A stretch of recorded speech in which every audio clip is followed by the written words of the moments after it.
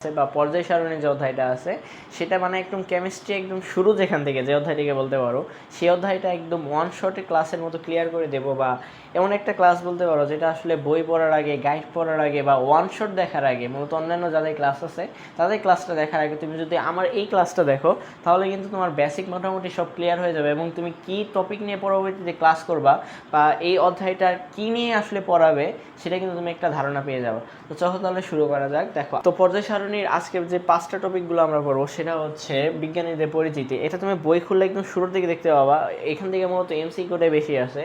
তো তাহলে ইলেকট্রনিক বিন্যাস, আফনীতি, গ্রুপ নির্ণয় বা পর্যায় সারণী, এই 5টা টপিক, এই 5টা টপিকে মূলত এই চ্যাপ্টারে প্রায় 80% জিনিস তুমি কভার করে ফেলতে পারবা যদি তুমি এই আজকের এই 5টা টপিকটা ভালোভাবে বুঝতে পারো। তো চলো তাহলে শুরু করা যাক। দেখো, তো আমাদের এই অধ্যায়ে আমাদের 4টা বিজ্ঞানীর নাম দেওয়া আছে এবং তারা এই যে মৌলগুলো আবিষ্কারকরণে বা এই পর্যায় সারণী তৈরিতে কী কী ভূমিকা রাখছে সেটাই কিন্তু এখানে বলা হয়েছে। দেখো, আমি যদি বিজ্ঞানী ল্যাভুসিয়াসের কথা ভাবি, সে হচ্ছে পুরো 63টা মৌলকে ধাতু এবং অধাতু এই 2টা মৌলে মাত্র ভাগ করেছিল। অর্থাৎ যদি এখানে 100টা মৌল থাকে, 100টা মৌলে ও ধরেছিল 50টা হবে ধাতু অথবা 50টা হবে অধাতু। এই মাত্র একটা সিম্পল বিষয়কে সে হচ্ছে সর্বপ্রথম একটা মানে আইডেন্টিফাই করেছিল। এটা বিজ্ঞানী হচ্ছে ল্যাভুসিয়াস। এটা কত সালে করেছিল? এটা হচ্ছে 1789 সালে করেছিল। এবং এই যে 2টা ধাতু এবং অধাতু, এই দুইটাকে যে ভাগ করেছিল, এটা কতটি মৌল নিয়ে করেছিল? এটা হচ্ছে 63টা মৌল নিয়ে বিজ্ঞানী ল্যাভুসিয়াস এই ধাতু এবং অধাতু এই 2টা পর্যায়ে ভাগ করেছিল। তারপরে হচ্ছে বিজ্ঞানী ডুবেনারের। বিজ্ঞানী ল্যাভুসিয়াস যখন পুরো 63টা মৌলকে ধাতু এবং অধাতু এই 2টা মৌলে ভাগ করে, তারপরে কিন্তু বিজ্ঞানী ডুবেনারার একটি তৈ সূত্র আবিষ্কার করেন। এই তৈ সূত্রটা কি? তৈ সূত্র খুবই একটা সহজ। দেখো, এখানে আমি লিথিয়াম, সোডিয়াম এবং পটাশিয়ামকে, তো বিজ্ঞানী ল্যাভুসিয়াসের পর কিন্তু বিজ্ঞানী ডুবেনারার একটি তৈ সূত্র আবিষ্কার করেন। এই তৈ সূত্রটা কি? তৈ সূত্র খুবই একটা সিম্পল একটা বিষয়। দেখো, আমি এখানে লিথিয়াম, সোডিয়াম এবং পটাশিয়াম 3টা মৌল নিয়েছি, মানে এক গ্রুপের মৌল, এবং প্রথমটার যে ভর সংখ্যা আছে, প্রথমটার ভর সংখ্যা এবং সর্বলাস্টের যেটা মানে 3 নাম্বার যার ভর সংখ্যা, সেটা দুইটা যদি আমি যোগ করে 2 দিয়ে ভাগ করে দেই তাহলে যে ভর সংখ্যাটা বের হবে সেটা কিন্তু এই সোডিয়ামের ভর সংখ্যা। দেখো, আমি এখানে লিথিয়ামের ভর সংখ্যা হচ্ছে 7 যোগ, আর পটাশিয়ামের ভর সংখ্যা হচ্ছে 39 ভাগ 2, তো এখানে হচ্ছে 23। এই 23টা কিন্তু সোডিয়ামের ভর সংখ্যা। কিন্তু এটা কিন্তু সব মৌলের ক্ষেত্রে না, এটা একটা সীমাবদ্ধতা আছে, কিন্তু এটা সব মৌলের ক্ষেত্রে অ্যাপ্লাই না। তো এরপরে এটা কত সালে করে? ডোবেনারের এটা করে হচ্ছে 1829 সালে। তারপরে হচ্ছে তিনি নিউল্যান্ড অষ্টক সূত্র প্রণয়ন করে। আসলে আমার মতে তোমরা ইতিমধ্যে এইগুলো জানো, বা এই পরবর্তীতে যদি তোমরা ওয়ান শট ক্লাসগুলো করো ভালো ভালো টিচারে, তুমি আরও ভালোভাবে বুঝতে পারবা। তো আমি একটু হিন্টস দিয়ে রাখি। অষ্টক সূত্রটা হচ্ছে মানে একই ধর্মের একটা পর্যায়ে, যেমন 1 থেকে শুরু করে অষ্টক সূত্র, অষ্টক মানে কি 8, যেমন 1 থেকে শুরু করে 8 নম্বর পর্যায়ে তুমি যদি যাও তাহলে প্রথম 1 নম্বর মৌলের যে ধর্ম সেটাই আবার ফিরে আসবে। তো এটাই হচ্ছে নিউল্যান্ডের অষ্টক সূত্র। তারপরে হচ্ছে মেন্ডেলিফ, উনি হচ্ছে আমাদের এই গল্পের সব থেকে মেন চরিত্র তুমি বলতে পারো, বা সর্বশেষ যে তথ্যদাতা। মেন্ডেলিফ হচ্ছে এই সবগুলোকে বিশ্লেষণ করে নতুন যে একটা পর্যায় সারণী, বা একদম প্রফেশনাল পর্যায় সারণী বলবো না, মানে একটা সুস্পষ্ট ধারণা দিয়েছেন, সেটা হচ্ছে বিজ্ঞানী মেন্ডেলিফ। এই 63টা মৌলকে তিনি হচ্ছে 12টি সারিতে, এবং সারি হচ্ছে এইগুলা, এটা আমরা আসতেছি 12টা সারিতে এবং 4টি খাড়া কলামে হচ্ছে ভাগ করে একটা সুন্দর একটা সিস্টেম করে গেছে, মানে একটা গোছালো সিস্টেম করে গেছে। পরবর্তীতে বিজ্ঞানীরা হচ্ছে এইগুলোকে মডিফাই করে করে আমরা যেমন আজকালের যে পর্যালোচনাটা দেখতে পাই সেটা হচ্ছে এইটা। মানে বিজ্ঞানী মেন্ডেলিফ হচ্ছে একদম ফাইনাল একটা কথা বলে গেছে যে আমার এইরকমই হতে হবে, তারপর তার থেকে একটু একটু মডিফাই করে আমরা আজকের এই পর্যায় সারণীটা দেখতে পাচ্ছি। তো এইটাই ছিল আজকে আমাদের পর্যায় সারণী অধ্যায়ের মাত্র 4টা বিজ্ঞানীর পরিচিতি। তো তোমরা এগুলো আরও বই পড়লে আরও বিস্তারিত বুঝতে পারবা। তো আজকে ক্লাসে হচ্ছে আমরা এইরকম ছোট ছোট করে একদম 1 মিনিট 2 মিনিট করে একটা টপিকগুলো বিশ্লেষণ করে দেবো। তো এই গেলে হচ্ছে আমাদের বিজ্ঞানীদের বিশ্লেষণ। এরপরে আমরা যে সব থেকে গুরুত্বপূর্ণ আমার মতে, শুধু এই অধ্যায়ের জন্য না, পুরো কেমিস্ট্রি লাইফে তোমার কাজে লাগবে, বা এই কেমিস্ট্রি যতদিন তুমি পড়বা তোমার সব থেকে বেশি কাজে লাগবে হচ্ছে ইলেকট্রন বিন্যাস। ইলেকট্রন বিন্যাসের মাধ্যমে অধ্যায় 5, 6, 7 এবং যা আছে সব কিছুতে তোমার ইলেকট্রন বিন্যাস লাগবে। তো এখন আমরা ইলেকট্রন বিন্যাস কীভাবে করবে সেটা বিস্তারিতভাবে দেখব। কিন্তু আমরা ইলেকট্রন বিন্যাস করব। ইলেকট্রন বিন্যাস করতে হলে তোমাকে আগে অরবিটাল চিনতে হবে। অরবিটাল হচ্ছে S orbital, P orbital, D orbital এবং এফ অরবিটাল। এই অরবিটালগুলোর পাওয়ার আমরা একটু পরে জানবো। আগে আমরা চলো দেখে আসি কীভাবে তুমি ইলেকট্রন বিন্যাস করবে। তো দেখো, এখানে সর্বপ্রথম হচ্ছে এস অরবিটাল। তো আমরা এখানে এস 2বার নিব। তারপরে দেখো 1 নাম্বার এস গেল, এখন হচ্ছে পি। এখন দেখো এই দিক থেকে দুইবার মানে উল্টা দুইবার, যেমন পি এস সবগুলো দুইবার করে নেব, যেমন পি এস। এখন কি, এখন হচ্ছে এই দিক থেকে অর্থাৎ ডিপিএস, তাহলে আমরা লিখে ফেলি ডিপিএস। এখন কি দেখো এফডিপিএস, অর্থাৎ আবার এখান থেকে ধরো এখান থেকে এসে এখান থেকে আসলাম এফডিপিএস।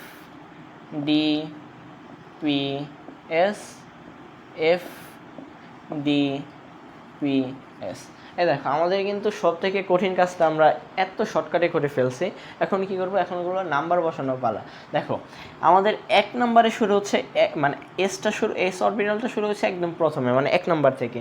তো আমরা এখানে 1 থেকে শুরু করবো, যেমন 1s2 1 2 3, এসের আগে মানে 1 থেকে শুরু করে এসের পর যতগুলো সংখ্যা হয় আমরা ওইগুলো দিতে থাকবো, যেমন 1s2 2s2, আবার এসের আগে 3, তারপর এসের আগে এটার আগে 4 5s 6s 7s 8s। এখন দেখো পি নাম্বার কয় নাম্বার থেকে শুরু হয়েছে, 2 নাম্বার থেকে। এখন সর্বপ্রথম যে পিটা তাকে আমরা শুরুই করবো 2 দিয়ে। দেখো এই যে 2p 3p 4p 5p 6p 7p। তারপরে কি দেখো একবারে সোজা, তুমি যদি একটু বোঝা ট্রাই করো দেখো এখানে কিন্তু এখন আবার ডি কত নাম্বার, ডি 1 2 3 নাম্বার থেকে শুরু হয়েছে। তো আমরা ডি এর আগে 3 থেকে শুরু করবো। প্রথম ডি কোথায়, প্রথম ডি কোথায়, এই যে এখানে ডি। তো এখানে আমরা ডি থেকে শুরু করবো, যেমন 1d ও না সরি এখানে দেখো 3 নাম্বার থেকে শুরু হয়েছে না, 3d 4d 5d 6d। F দেখো কত নাম্বার, 1 2 3 4, দেখো 4 নাম্বার থেকে শুরু হয়েছে। এখন প্রথম যে এফটা সেটা হবে 4f। তো আশা করি তোমরা এই বিষয়টা বুঝতে পারছো। তো এটা আমি শর্টকাট করে উপরে লিখে রাখবো, আমাদের ভবিষ্যতে ইলেকট্রোড বিন্যাস করতে প্রচুর কাজে লাগবে। এবং এটাই হচ্ছে মূলত ইলেকট্রোড বিন্যাসের মূলনীতি। তুমি চাইলে করতে পারো কি, ছোটো একটা খাতায় লিখে এই পাশে একটা লিখে ফেলতে পারো। এখান থেকে এমসিকিউ যদি আসে, সিকিউ যদি আসে, তুমি শর্টকাটে অ্যান্সার করতে পারবা। তো এটা আসলে অনেকে অনেকভাবে করে, এটাই আমার কাছে সবথেকে শর্টকাট মনে হয়েছে বা এটা সবথেকে ইজি মনে হয়েছে। তো যাই হোক, আমরা পরবর্তী রাউন্ডে চলে যাই। এখন হচ্ছে আবহাওয়া নীতির মূল যে থিমটা হচ্ছে সেটা হচ্ছে কম শক্তি স্তর থেকে পূর্ণ করে, অর্থাৎ কম শক্তি পূর্ণ করে তারপরে হচ্ছে সে বেশি শক্তি স্তরে যাবে, বেশি শক্তি স্তরে যাবে।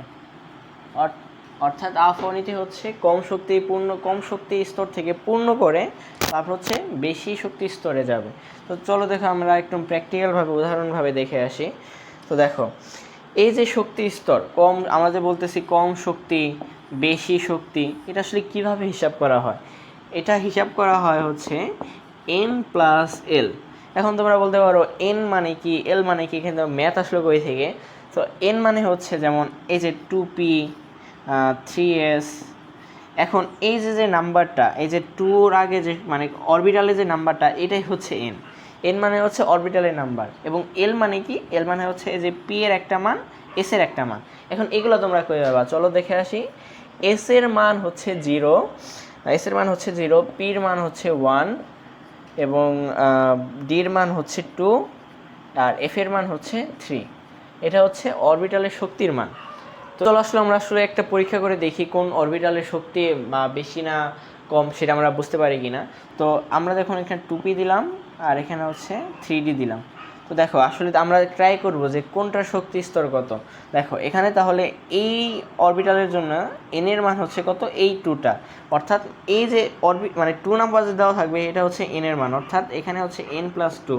আর দেখো সাথে কি আছে p, তো আমরা জানি p এর মান কত 1, তো 2 + 1 হচ্ছে 3, অর্থাৎ এই পুরো শক্তি স্তরের মান হচ্ছে 3। আর এখানে দেখো n এর মান হচ্ছে 3, যেহেতু অলরেডি এখানে n দেওয়া আছে, এবং d এর মান কত, আমরা জানি d এর মান হচ্ছে 2, অর্থাৎ 3 + 2 অর্থাৎ 5। তো দেখো এখানে হচ্ছে একটার মান হচ্ছে 3, একটার মান হচ্ছে 5, অর্থাৎ 2p এর মান হচ্ছে 3 এবং 3d এর মান হচ্ছে 5। তো আসলে ইলেকট্রনগুলো সবার আগে কার পথে যাবে, মানে কার কাছে যাবে? তো আমরা জানি ইলেকট্রন হচ্ছে কম শক্তি থেকে পূর্ণ করে বেশি শক্তি স্তরে যায়, অর্থাৎ কম যেটা, অর্থাৎ 2pতে আগে যাবে এবং তার পরবর্তীতে হচ্ছে 3dতে যাবে। তো আশা করি বিষয়টা তোমরা বুঝতে পেরেছো, এটাই হচ্ছে আবহাওয়ার মূল নীতি আসলে। তো তো এটাই ছিল হচ্ছে আফার মূলনীতি। এখন আমরা আরেকটা একটু ট্রিকি ম্যাথ দেখবো, সেটা হচ্ছে 4p প্লাস 5s। তো sorry 4p plus 4b 5s, এই দুইটার মধ্যে ইলেকট্রন কার কাছে সবার আগে যাবে? তো দেখো আমরা এটা সলভ করি। দেখো এখানে n এর মান হচ্ছে 4 আর p এর মান হচ্ছে 1, অর্থাৎ এই অরবিটালের শক্তি স্তর হচ্ছে 5। এবং এইটা যদি আমি খেয়াল করো, এটার n এর মান হচ্ছে 5 আর l এর মান হচ্ছে কত? s = 0, অর্থাৎ 0 অর্থাৎ 5। তো এখানে তো দুইটার শক্তি মানই সমান, কিন্তু ইলেকট্রন যদি আসে তাহলে কার কাছে আগে যাবে?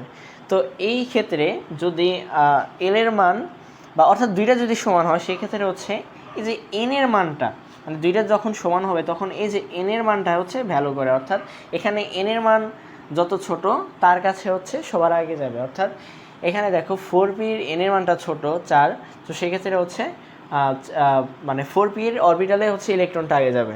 আলফা নীতি সম্পর্কে একটু হলেও বুঝতে পেরেছো। এবার আমরা নেক্সট টপিক যেটা, সেটা হচ্ছে গ্রুপ বা পর্যায় নির্ণয়। তো গ্রুপ বা পর্যায় নির্ণয় হচ্ছে এই অধ্যায়ের অন্যতম একটা, যেখান থেকে সিকিউ আসবে বা এমসিকিউ আসতে পারে, বা মূল একটা টপিক বলা যায়। তো চলো আমরা এটা শর্টকাটে দেখে আসি। তো এখানে হচ্ছে আমরা 3টা মৌলের ইলেকট্রন বিন্যাস করে নিয়েছি। প্রথমে হচ্ছে নিয়ন, ম্যাগনেসিয়াম এবং ভ্যান্ডিয়ামের। তো আমরা যে নিয়নের পারমাণবিক সংখ্যা হচ্ছে 10, তাই এখানে 1s2, 2s2 বা 2p6। আশা করি ইলেকট্রন বিন্যাস তোমরা পারো।